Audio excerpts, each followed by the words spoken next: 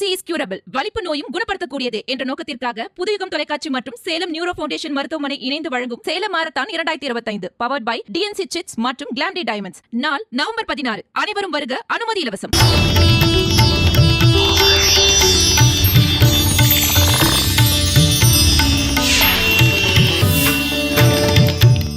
புதியுகம் நேயர்களுக்கு வணக்கம். இந்த அழகான காலை பொழுதுல நேரம் நல்ல நேரம் நிகழ்ச்சி வாயிலாக உங்க எல்லாரையும் சந்திப்பதில் மிக்க மகிழ்ச்சி. இன்றைக்கு நம்ம நேரம் நல்ல நேரம் நிகழ்ச்சியில நமக்கு இருக்கக்கூடிய பல்வேறு ஜோதிடம், ஜாதகம், ஆன்மீகம் சார்ந்த கேள்விகளுக்கும் சந்தேகங்களுக்கும் ஒரு நல்ல வழிகாட்டியாக இன்றைய தினம் இணைந்திருக்கிறார் ஜோதிடர், பேராசிரியர் நங்கநல்லூர் டாக்டர் பஞ்சநாதன் அவர்கள். அவரை நிகழ்ச்சிக்கு வரவேற்றலாம். சார் வணக்கம். வணக்கம்மா. வணக்கம் நேயர்களே. ஓம் ஸ்ரீம் ஹ்ரீம் க்ளீம் க்ளம் கம் கணபதயே வரவரத சர்வஜனமே வசமானாய ஸ்வாகா. உலகெங்கும் வாழும் புதுயுகம் தொலைக்காட்சி அன்பர்களே, என் நெஞ்சம் நிறைந்த நேயர்களே, உங்கள் வாழ்க்கையில் நீங்கள் சந்திக்கக்கூடிய எத்தகைய பிரச்சனையாக இருந்தாலும் உங்கள் ஜாதகப்படி பரிகாரம் பெற்று பூரண நிம்மதி பெறலாம். அதற்கு வழிகாட்டுவதற்காக வந்திருக்கிறேன் உங்கள் ஆத்மார்த்த ஜோதிடர் நங்கநல்லூர் டாக்டர் பஞ்சநாதன். எப்படி நம்ம சாப்பிட்றோம், நமக்கு பிடிச்ச வேலைகளெல்லாம் செய்கிறோமோ அதே மாதிரி தினசரி கோவில் போகிறதும் ஒரு வழக்கமாக நம்மளுடைய கலாச்சாரத்தில் இருக்குது. மனசில் ஒரு பாரமாக கோவிலுக்கு போகிறோம். அப்போது தினசரி கோவிலுக்கு போகிறதுக்கு ஏதாவது வழிமுறைகள் இருக்கா சார்? அதே மாதிரி இந்த பரிகாரம் பண்ணுறதுக்குன்னு கோவிலுக்கு போவோம் இல்லையா, அப்போ நம்ம வீட்டிலேருந்து கிளம்பும் போதே நம்ம செய்ய வேண்டிய விஷயங்கள்லாம் என்ன அப்படிங்கிறத சொல்லுங்கள். ஆலயம் தொழுவது சாலவும் நன்றுன்னு நம்முடைய முன்னோர்கள் சொல்லிட்டாங்க. கோயிலில் போய் சாமி கும்பிடுப்பா, அது ரொம்ப நல்லதுப்பா அப்படின்ட்டாங்க. அப்போ கோயிலுக்கு போகிறதுக்குன்னு இயல்பாக கோயிலுக்கு போகிறதுக்கு ஒரு முறை இருக்குது, பரிகாரம் செய்கிறதுக்குன்னு கோயிலுக்கு போகிறதுக்கு ஒரு முறை இருக்குது. இயல்பாகவே நம்ம கோயிலுக்கு போகிறோம்னா தினந்தோறும் கோயிலுக்கு போகிறவங்க இருக்காங்க. என்ன பண்ணணும்னா கையில் பூக்கள் எடுத்துக்கிட்டு போகணும். கோயிலுக்கு போகிறவங்க வெறுங்கையோடு போகக்கூடாது. ஒரு பெரிய மனிதரை சந்திக்க போகிறோம்னா கூட கையில் கொஞ்சம் பழங்கள் வாங்கிட்டு போங்க அப்படின்னு சொல்கிறோம் பாருங்களேன். தெய்வத்துடைய அருள் பெற நீங்கள் போகிறீங்க, ஒரு கோயிலுக்கு போகிற நோக்கம் அதுதானே.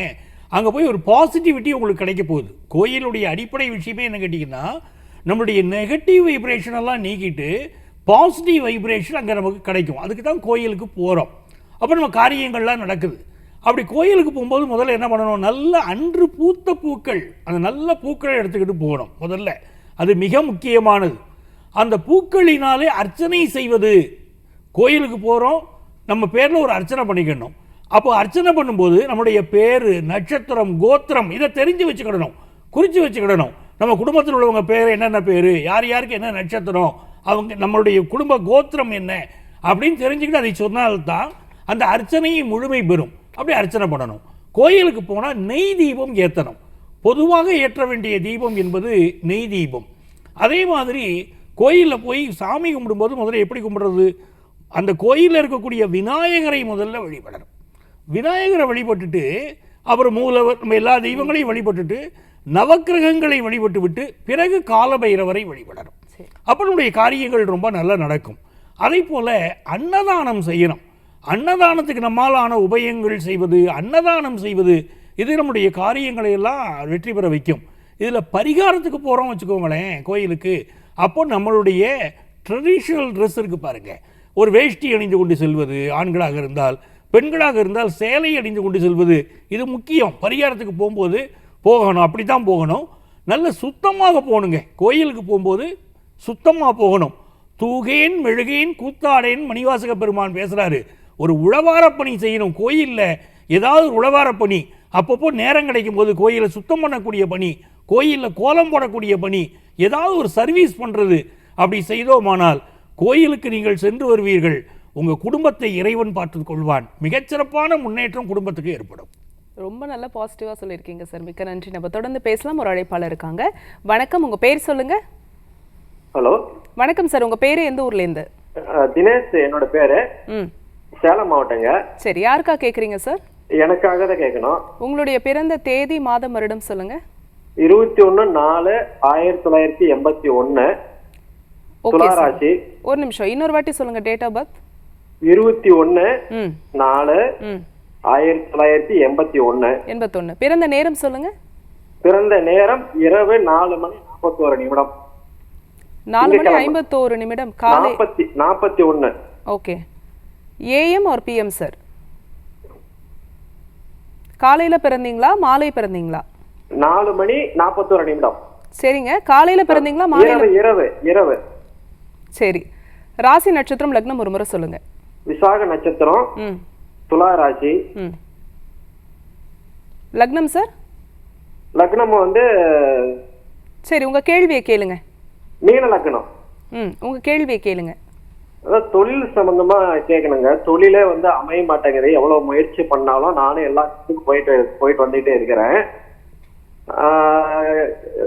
சனி பயிற்சி நல்லா இருக்குது, ராக்கி பயிற்சி நல்லா இருக்குது, குயிர் பயிற்சி நல்லா இருக்கு, துளாராசிக்கு நம்பர் 1 அப்படின்னு எல்லாம் வந்து சொல்றாங்க. ஆனா வந்து எந்த ஒரு மாற்றமும் நடந்ததே இல்லை. நானும் முயற்சி பண்ணிட்டே இருக்கிறேன், எல்லா கோயிலுக்கும் போயிட்டு வந்துருக்கிறேன். ஏன், என்ன காரணம்? என்னோட ஜாதகத்துல என்ன ஃபால்ட் என்ன இருக்குது? தினேஷ், ரொம்ப சிறப்பான கேள்வி தினேஷ். இது வந்து உங்களுக்கு மட்டுமான பதில் நான் சொல்ல போவதில்லை, எல்லோருக்கும் பயன்படக்கூடிய ஒரு பதில். இப்போ நம்ம என்ன கேட்டிங்கன்னா, ஒரு ராசி பலன் சொல்கிறோம். நானுமே பார்த்தீங்கன்னா யூடியூப்பில் நீங்கள் பார்க்கலாம், டிவியில் பார்க்கலாம், டெய்லி ராசி பலன் சொல்லிகிட்டு இருக்கோம், வார பலன் மாத பலன் எல்லாம் சொல்கிறோம். நம்ம மக்கள் வந்து ஒரு விஷயம் தெரிஞ்சுக்கிடணும்.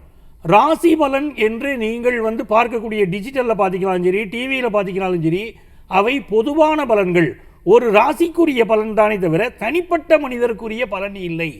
தனிப்பட்ட மனிதனுடைய பலன்னா, ஒரு ராசினா பல கோடி பேர் பிறந்திருப்பாங்க. பல கோடி பேரில் சிலருக்கு அந்த பலன் பொருந்தி இருக்கலாம், பொருந்தாமல் போகலாம். ஆனால் அவரவருக்குன்னு ஒரு ஜாதகம் இருக்குது. அதனால தான் என்ன லக்னம் என்ன ராசி அப்படின்னு கேட்குறோம். அவரவருக்கு என்ற தனிப்பட்ட ஜாதகத்தில் என்ன திசா புத்தி நடக்குதோ அப்படித்தான் பலன் நடக்கும். அதனால தான் தினேஷ், நீங்கள் துளாராசியுடைய பலன்களை பார்த்துக்கிட்டு இருக்கீங்க. இப்போ என்னுடைய ப்ரொடிக்ஷன்ஸ்லாம் நீங்கள் வந்து யூடியூப்பில் பார்த்தீங்கன்னா அதில் நான் ஒரு தகவல் சொல்லிக்கிட்டே வருவேன்.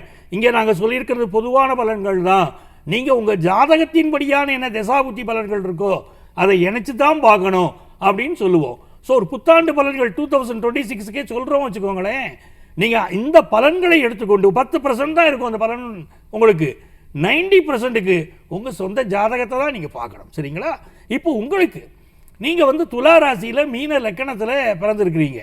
உங்கள் ஜாதகத்தில் என்ன பிரச்சனை அப்படின்னு கேட்டிங்கன்னா, சனி பகவான் வக்கரமாக இருக்கார். உங்கள் ஜாதகத்தில் தொழில் ஸ்தானாதிபதியும் வக்கரமாக இருக்கிறார். இப்படி 2 கிரகங்கள் வக்கரமாக இருப்பதனால உங்களுடைய முன்னேற்றம் கடுமையாக பாதிக்கப்படுகிறது. ஆகவே இந்த மாதிரியான ஜாதகங்களுக்கு ஜோதிடரை நேரடியாக சந்தித்து உங்கள் ஜாதகத்தை காட்டி ஆலோசனை பெறுவது என்பதுதான் நல்ல பலனை கொடுக்கும். ஒரு நிமிடத்தில் உங்களுக்கு பதில் சொல்ல முடியாது. முழுமையாக உங்கள் ஜாதகத்தை ஆராய்ந்து பார்க்கணும். நேரில் அப்பாயின்மெண்ட் வாங்கிட்டு கட்டணம் செலுத்தி எங்களை சந்தியுங்கள். உங்களுக்கு வழிகாட்ட நான் காத்திருக்கிறேன். நன்றி சார் அழைத்தமைக்கு. அடுத்த அழைப்பாளர் யாருன்னு பார்க்கலாம். வணக்கம், உங்க பேரு? வணக்கம்.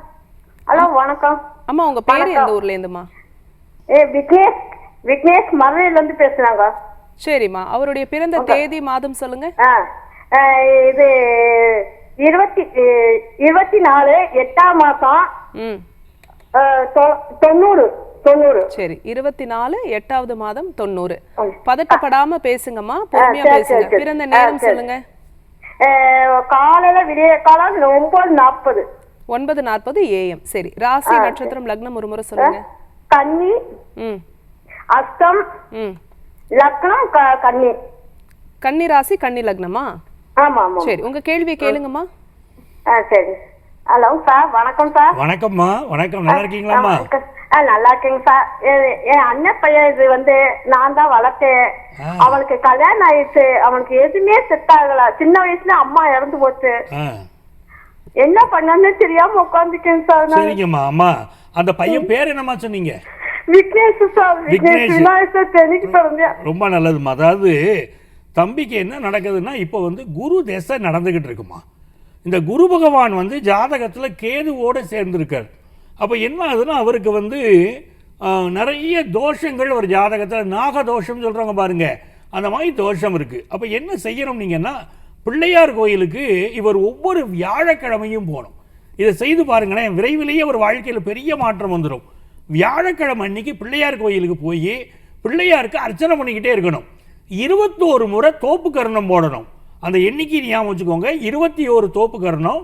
வியாழக்கிழமை பிள்ளையார் கோயிலுக்கு போய் பிள்ளையாருக்கு பேருக்கு ஒரு அர்ச்சனை, உங்கள் பேருக்கு பையன் பேருக்கு அர்ச்சனையை பண்ணிட்டு அப்படி சாமியை கும்பிட்டுட்டு வரும்போது விக்னேஷ் வாழ்க்கையில் இது நாள் வரை இருந்த தடைகள் விலகுவதை நீங்கள் கண்கூட பார்க்கலாம். அவர் வாழ்க்கையை பற்றி நீங்கள் மகிழ்ச்சி அடைவீங்க. வாழ்த்துக்கள். சார் உடல்ல வந்து ஏதோ ஒரு நோய் வந்துகிட்டே இருக்கு, ஆரோக்கியம் நல்லா இருக்கணும், தெய்வ வழிபாடு நிச்சயமா நமக்கு கை கொடுக்கும். ஆனா குறிப்பா இந்த ஆரோக்கியத்துக்காக வழிபட வேண்டிய தெய்வத்தை பத்தி சொல்லுங்க. மனித வாழ்க்கையில் எது ரொம்ப முக்கியம்னா ஆரோக்கியம் மிக மிக முக்கியம். நல்லா இருந்துக்கிட்டு இருப்பாங்க, நல்ல புகழோடு இருப்பாங்க, ஆரோக்கிய குறைவுனால வாழ்க்கை முடிஞ்சு போகுது.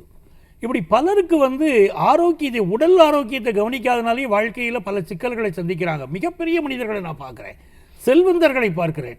அப்போ செல்வம் சேர்க்கிறது மட்டும்தான் வாழ்க்கையில் முக்கியம்னு இல்லை, உடம்பை வளர்த்தேன் உயிர் வளர்த்தேனேன்னு திருமூலர் சொல்கிறார்.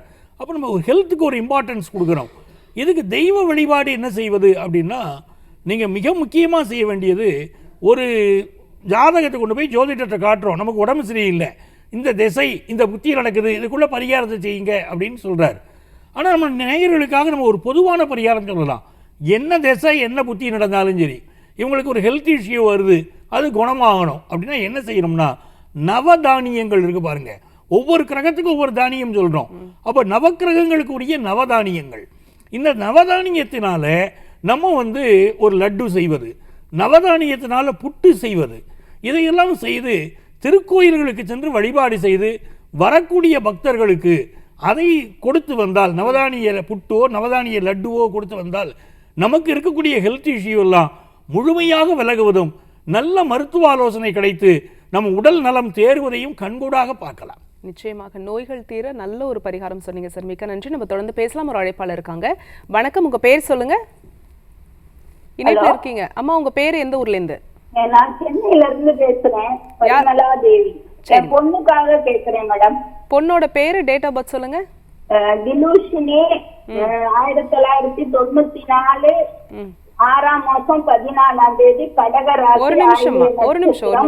ஒரு நிமிஷம் டேட் ஆஃப் பர்த் இன்னொரு வாட்டி சொல்லுங்க. 14ஆம் தேதி 6வது மாசம் 94வது வருடம் இல்லையா?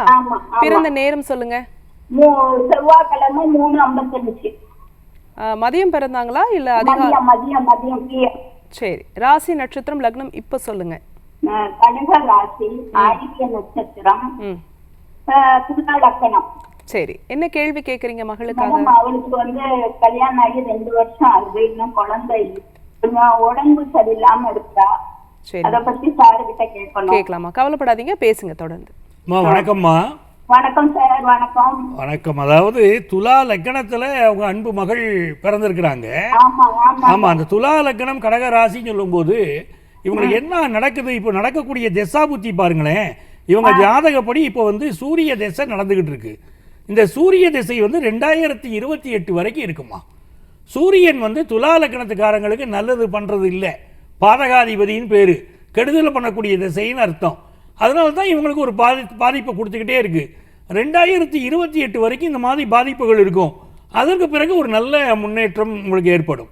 அப்போ நீங்கள் என்ன செய்யணும்னு கேட்டிங்கன்னா, சிவன் இருக்கார் பாருங்க, சிவன் கோயிலுக்கு போய் பிரதோஷ பூஜையில் இவங்க கலந்துக்கிடணும். ஒவ்வொரு பிரதோஷத்துக்கும் போய் அந்த பூஜையை கண்ணால் பார்த்துட்டு வருவதும், தீபாராதனையை கண்களால் பார்ப்பதும் இவங்களுக்கு நல்ல பலன் தரும். நோய் நொடிகள் விலகும், நல்ல ஆரோக்கியத்தோடு வருவாங்க. நீங்கள் ஒரு முக்கியமான கேள்வி கேட்டீங்க, குழந்தை பாக்கியம். அது முக்கியம் இல்லை, அந்த குழந்தை பாக்கியம் வேணுமே என்ன செய்கிறது அப்படின்னு. ஜாதகத்தில் குரு வக்கரமாக இருக்காருமா, அதனால இவங்களுக்கு ஒரு பாதிப்பு கொடுக்குது. அப்போ என்ன செய்யலாம் அப்படின்னா, மகான்கள் வழிபாடு செய்யணும், ராகவேந்திரர் வழிபாடு செய்யலாம். ஒவ்வொரு வியாழக்கிழமையும் ராகவேந்திரர் கோயிலுக்கு சென்று ராகவேந்திரருக்கு ஏதாவது தூபம் காட்டணும், கற்கண்டு படைக்கணும், அங்கே நடக்கக்கூடிய பூஜைகளை கண்களால் பார்க்கணும். பூஜ்யாய ராகவேந்திராய சத்திய தர்மரதாயச்சா பிரஜதாம் கல்ப விருட்சாய நமதாம் காமதேனவேன்னு இந்த ராகவேந்திரர் மீது 108 முறை மந்திரத்தை சொல்லி வழிபட்டு வர சொல்லுங்கள். நல்ல புத்திர பாக்கியம் ஏற்படும், வாழ்க்கை நல்லா அமையுமா. என்னுடைய வாழ்த்துக்கள். மிக்க நன்றி. நம்ம அடுத்த அழைப்பாளர் யாருன்னு பார்க்கலாம். வணக்கம், உங்கள் பேர்? ஓகே சார், இப்போது நோய்கள் வந்து தீரணும், இல்லை இப்போ ஒரு ஜாதகம் பார்க்குறீங்க, அவர்களுக்கு வந்து ஏதோ ஆயுளில் ஏதோ ஒரு கண்டம் இருக்குது அப்படின்னா முறையான வழிபாடு செய்கிறதன் மூலிமா அதுலேருந்து நம்ம நிவர்த்தி பெற முடியுமா சார்? அதாவது இப்போ இந்த நேயரை கேட்குறாங்க, இவங்க கேட்கக்கூடிய கேள்வியில் பாருங்களேன், திருமணம் பண்ணி கொடுத்தாச்சு, குழந்தைகள் இருக்குது, ஆனால் அந்த குடும்பத்தை அந்த பெண்ணால் சரியாக கவனிக்க முடியலை. அப்போ என்ன கோளாறுனா, பொதுவாக இப்போ இந்த துலா ராசியில் இப்போ இருக்காங்க வச்சுக்கோங்களேன், இவங்களுக்கு என்ன கோளாறு இருக்குன்னே நம்ம பார்ப்போமே. இப்போ துலா லக்னம் துலா ராசி பார்த்தீங்கன்னா வயிறு சம்மந்தப்பட்ட கோளாறுகள் பலருக்கு இருக்கும், ஸ்கின் சம்மந்தப்பட்ட ப்ராப்ளம் இருக்கும். என்னன்னு கேட்டீங்கன்னா சூரியன் நீச்சமடையக்கூடிய ராசி அந்த ராசி. அப்போ இவங்களுக்கு ஸ்கின் சம்பந்தப்பட்டதோ வேற ஏதாவது பிரச்சனைகளோ கொடுக்குது. இப்போ இவங்களுக்கு சூரிய திசைன்னு சொன்ன உடனே அந்த திசையில பாதிப்பு கொடுக்கும். பல துலா ராசிக்காரங்களுக்கு பார்த்தீங்கன்னா அப்பாவுக்கும் பையனுக்குமான உறவுல ஏதோ ஒரு மனத்தாங்கல் இருக்கும். ரெண்டு பேருமே ஒருத்தர் நல்லா இருக்குன்னு நினைப்பாங்க, அப்பா பையன் நல்லா இருக்குன்னு நினைப்பாரு, பையன் அப்பா நல்லா இருக்குன்னு நினைப்பாரு. ஆனா நினைத்தால் கூட அவர்களுக்குள்ள ஏதோ ஒரு பிரிவோ ஏதோ ஒரு தடையோ இருந்துகிட்டு இருக்கும். இது ஒவ்வொரு ராசி கட்டத்திலும் எப்படி ஒவ்வொரு விதமான அமைப்பு உண்டு. இப்போ மேஷ ராசிக்காரங்க பலர் பார்த்தீங்கன்னா தொழில் ரீதியான பிரச்சனைகள் கொடுக்கும். ஏன்னா அங்கே சனி நீச்சமடைகிறார். இப்படி ஒவ்வொரு ராசிக்கு இருக்கிறதுனால தான் இவங்க அந்தந்த ராசியை பொறுத்து அந்த லக்னத்தை பொறுத்து அதற்குரிய பரிகாரங்களை செய்துக்கோங்க அப்படின்னு சொல்றோம். சார், நம்மளுடைய growthக்கு நம்மளுடைய வளர்ச்சி இருந்துகிட்டே இருக்கு, இருந்தாலும் அங்கே ஒரு தடைப்படுது அப்படின்னா எதிரிகள் இருப்பாங்களோன்னு ஒரு சந்தேகம் இருக்கும். எதிரிகளை வெல்லக்கூடியதற்கான ஒரு மந்திரம் எங்களுக்காக சொல்லுங்க. ஒரு தொழில் செய்கிறோம், அதில் நமக்கு எதிரிகள் வராங்க, இல்லை வேலை பார்க்குறோம், எதிரிகள் வராங்க, எதிரிகள் இருப்பார்களா இல்லையாங்கிறத ஜாதகத்தில் 6வது இடம் முடிவு செய்யும். நம்முடைய எதிரிகள் எப்படிப்பட்டவர்கள், அவங்க வலிமை உடையவங்களா, நம்மளை அவங்க ஜெயிச்சிருவாங்களா, இதெல்லாம் ஜாதகத்தை பார்த்தோன்னே கண்டுபிடிச்சிடலாம். அப்படி எதிரி இருக்காங்கன்னு தெரிஞ்சிருச்சு, இல்லை நமக்கு இன்னார் தான் எதிரின்னு தெரியுது, கடுமையான துன்பத்தை கொடுக்குறாங்க, நம்ம எந்த தப்புமே பண்ணலை, நம்மளை போட்டு பாதிக்கிறாங்க, மனசை கஷ்டப்படுத்துகிறாங்க, வாழ்க்கையை அழிக்கணும்னு நினைக்கிறாங்க, என்ன செய்யலாம் அப்படின்னா அதற்கு அற்புதமான ஒரு வழிபாடு இருக்குது, கால பைரவர் வழிபாடு. அந்த கால பைரவரை நீங்கள் வழிபாடு பண்ணிக்கிட்டு வரும்போதே எதிரிகள் தொந்தரவு குறையிறத பார்க்கலாம். அதுலேயும் குறிப்பாக ஒரு ஸ்லோகம் இருக்குது, அதுக்கு பேர் கால பைரவாஷ்டகம் அப்படின்னு பேர். தேவராஜ சேவியமான பாவனாங்கிரி பங்கஜம்னு ஆரம்பிக்குது பாருங்க. அந்த கால பைரவாஷ்டகம் சொல்லிக்கிட்டே வர வர உங்கள் வாழ்க்கையில் இருக்கக்கூடிய எதிரிகள் தொந்தரவு அப்படி விலகி போகிறது, எதிரிகள் அப்படி விலகி போயிடுவாங்க உங்களை கண்டு. அப்படிப்பட்ட சூழ்நிலையை பார்க்கலாம். அப்போ ஒரு ஆதிசங்கரன் எழுதியிருக்கிற அந்த ஸ்லோகத்தை அதை சொன்னீங்கனாலே உங்களுக்கு பெரிய வெற்றி கிடைக்கும். அப்போ சில பேருக்கு எங்களால் அவ்வளோ பெரிய ஸ்லோகத்தை சொல்ல முடியாதுங்க அப்படின்னு நினைக்கிறீங்க வச்சுக்கோங்களேன். ஒரே வரியில் ஒரு மந்திரம் இருக்குது, அந்த மந்திரத்தை நீங்கள் சொல்லிக்கிட்டே வந்தீங்கனாலும் எதிரிகள் தொந்தரவு விலகும். இந்த மந்திரத்தை பொதுவாக அந்தி சாயும் நேரத்தில் சொல்லலாம். ரொம்ப எளிமையான மந்திரம் தான். ஓம் கால பைரவனே போற்றி, எளிமையான வார்த்தை, ஓம் கால பைரவனே போற்றி அப்படிங்கிறத அந்தி சாயும் நேரத்தில் நீங்கள் சொல்லிக்கிட்டே வாங்க. அப்படி இருட்டு பொழுது ஆரம்பிக்கிற நேரம் அப்படி நீங்கள் சொல்லிக்கிட்டு வரும்போது 108 முறையாவது சொல்லுங்கள், சக்தி இருந்தால் 1008 முறை சொல்லுங்கள். அப்படி சொல்லி வர வர எதிரிகள் தொந்தரவு விலகுவதை கண்கூடாக நீங்கள் பார்க்கலாம். மிக்க நன்றி சார். நம்ம தொடர்ந்து பேசலாம். ஒரு அழைப்பாளர் இருக்காங்க. வணக்கம், உங்கள் பேர்? காஞ்சிபுரம் மாவட்டம். சரி, யாருக்கா கேட்குறீங்க சார்? மோனிகா. ஆமா. சரி, அவங்களுடைய பிறந்த தேதி மாதம் வருடம் சொல்லுங்க. 7/3/2004. 7/3/2004. ஆமா. பிறந்த நேரம் சொல்லுங்க. சிம்ம ராசி. சார், பிறந்த நேரம் சொல்லுங்க. 9:50 காலைல. 9:50 AM. சரி, ராசி நட்சத்திரம் லக்னம் சொல்லுங்க. ராசி சிம்ம ராசி, லக்னம் மேக லக்னம், நட்சத்திரம் பூர நட்சத்திரம். சரி, என்ன கேள்வி கேட்குறீங்க மகளுக்காக? அது ஜாதகத்துல நாகதோஷத்துன்னு சொல்றாங்க, அது என்ன பரிகாரம் பண்ணுங்க? என்ன சார் ஜாதகத்துல நாகதோஷத்துன்னு சொல்றாங்க. நாகதோஷம் இருக்குன்னு சொல்றாங்களா? சரி, பேசுங்க சார் கிட்ட. ஐயா வணக்கம். மோனிகா, மகள் பேர் மோனிகா சொன்னீங்களா? ஆமாங்க. உங்கள் அன்பு மகளுடைய ஜாதகம் மேஷ லக்னத்தில் செவ்வாய் சுக்கிரன் ராகு அப்படிங்கிற கிரகங்களுடைய சேர்க்கை இருக்கு. இது தோஷம் வெறும் நாகதோஷம் அப்படின்னு நம்ம ஒரு சிம்பிளாக வார்த்தையை சொல்லிட்டு இல்லாமல் இதை கர்ம தோஷங்களில் ஒரு வகையாகத்தான் இதை பார்க்க வேண்டியிருக்கு. இது கொஞ்சம் கடுமையாக தோஷத்தின் அளவு கடுமையாக இருக்கக்கூடிய ஜாதகமாக இருக்குது. பொதுவாக இந்த மாதிரி ஜாதகங்களை என்ன பண்ணலாம்னா பக்கத்தில் எங்கே புற்று கோயில் இருக்குதுன்னு பார்க்கணும். புத்து கோயில் எங்கே இருக்குது அப்படின்னு பார்க்கணும். புத்துக்கு செவ்வாய்க்கிழமை வெள்ளிக்கிழமைகள் பால் ஊற்றி வருவது நல்ல பலன் தரும், உடனே பலன் தரும். அதாவது இந்த புற்றுக்கு பால் விடுவதுடைய பலனை தெரிஞ்சுக்கணும்னா நேற்றைக்கு ஒரு அன்பர் என்னை சந்திக்கிறாரு. அவர் சொல்கிற இந்த புற்று பரிகாரத்தை சொல்லியிருக்கேன், அவருக்கும் ஒரு தந்தைக்கும் இடையில மிகப்பெரிய பிரச்சனைகள் இருக்குது அப்படின்னு சொல்லி என்னை சந்திச்சிருந்தார்.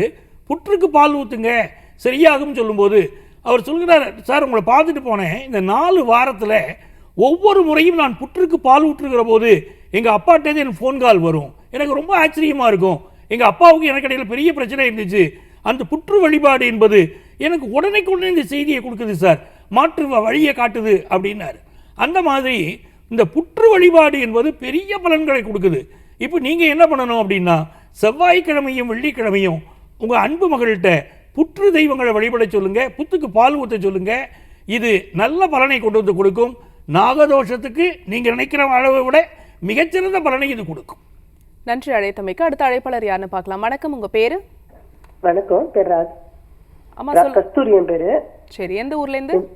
சென்னையில இருந்து மேடம். ராதிகான்னு என் பொண்ணுக்காக கேட்குறேன். சரி, டேட் ஆஃப் பர்த் சொல்லுங்கம்மா. 22 ஆகஸ்ட் 1990.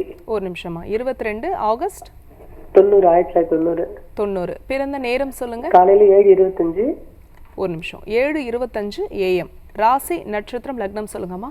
பூரம், சிம்ம ராசி, சிம்ம லக்னம். சரி, என்ன கேள்வி கேட்குறீங்க? குழந்தை கொஞ்சம் டிலே ஆயிடுச்சு மேடம். சரி, ஓகேம்மா. மாப்பிள்ளை ஜாத நட்சத்திரம் வேணுமா மேடம்? என்னம்மா? மாப்பிள்ளையோட இல்ல, இது மட்டும் போதுமா. பேசுங்க சார் கிட்ட. அம்மா வணக்கம்மா. வணக்கம் சார். இந்த பொண்ணு இவங்க பேருமா என்ன சொல்றீங்க? ராதிகா. ராதிகா வந்து உங்களுக்கு என்ன உறவுமா? என் பொண்ணு சார். உங்க பொண்ணு ஜாதகம். சரிம்மா. அதாவது சிம்ம லக்னத்தில் இவங்க பிறந்திருக்கிறாங்க. ஜாதக அமைப்பு அதில் நல்லா இருக்குமா. ஆனால் குழந்தை பாக்கியம் எடுக்கிற போது இந்த ஜாதகத்தில் வந்து நாகதோஷத்தினால் வரக்கூடிய பாதிப்பு இருக்குது. அதே மாதிரி குரு கேது சேர்க்கை ஜாதகத்தில் இருக்குது. புத்திரஸ்தானத்தில் சனி பகவான் வக்கரமாக இருந்து பாதிப்பு அதிகமாக இருக்கிறது. இப்போ என்ன செய்யணும் கேட்டிங்கன்னா, இதற்கு வந்து அடிப்படையாக ஒரு பரிகாரம் செய்யணும். செய்துவிட்டு எங்களை நேரடியாக நீங்கள் சந்திக்கணும். அது மிக முக்கியம். அடிப்படை பரிகாரத்தை மட்டும்தான் இங்கே நான் சொல்ல முடியும் உங்களுக்கு. அதற்கு பிறகு செய்ய வேண்டிய வழிமுறைகளை நீங்கள் நேரில் சந்திக்கும் போது தான் நான் சொல்ல முடியும். அடிப்படை பரிகாரம் என்பது குலதெய்வ வழிபாடு. குலதெய்வ வழிபாட்டை செய்துவிட்டு நீங்கள் வந்து நேரில் எங்களை சந்தியுங்கள். ஏன்னா தோஷம் இதில் கடுமையாக இருக்கிறது. அதை நிவர்த்தி செய்து கொள்கிற போது தான் இவர்களுக்கு குழந்தை பாக்கியம் உண்டாகும்.